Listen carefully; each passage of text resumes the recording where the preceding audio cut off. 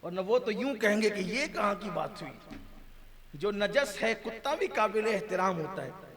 آج کل اس لیے کہ گھروں میں بیٹھ کر کے کچھ لوگ چھوٹی چھوٹی کلمیں مناتے ہیں نا علماء اہل سنت کے خلاف، کہا دیکھو یہ سنی عالم اپنے آپ کو کتا کہہ رہے ہیں، غوث پاک کا کتا، اور کتا تو نجس ہوتا ہے، کتا تو ایسا ہوتا ہے، کتا تو ویسا۔ انہیں پتہ ہی نہیں بیچاروں کو کہ بات کرنے کا، کلام کرنے کا سلیقہ کیا ہوتا ہے۔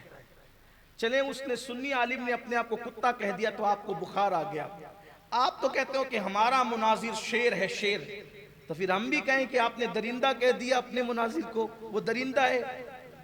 ایسی بات نہیں ہوتی۔ جب کسی کو شیر کہا جاتا ہے تو اس سے درندہ چیر پھاڑ کرنے والا نہیں ہوتا۔ شیر کہا مطلب اس کی بہادری کی طرف اشارہ ہے، چاند کہا مطلب اس کے حسن کی طرف اشارہ ہے، پھول کا مطلب اس کی نزاکت کی طرف، اس کی نکھت کی طرف اشارہ ہے۔ ایسے ہی کتے میں ایک صفت ہے جس کو صفت وفا کہتے ہیں۔ تو جب بھی کوئی اپنے آپ کو کسی کا کتا کہتا ہے تو اس سے مراد نجس اور گندگی نہیں بتائی جاتی، بلکہ اس سے مراد صفت وفا بتائی جاتی ہے کہ ہم آپ کی اس طریقے کے وفادار ہیں۔ جیسے شیر کہہ کے بہادری، ورنہ لوگ دیکھو اشرف المخلوقات ہیں، پھر اس کے بعد اپنے آپ کو جو کتا کہہ دیا، تو اشرف المخلوقات ہے تو کیا شیر بھی اشرف المخلوقات ہے؟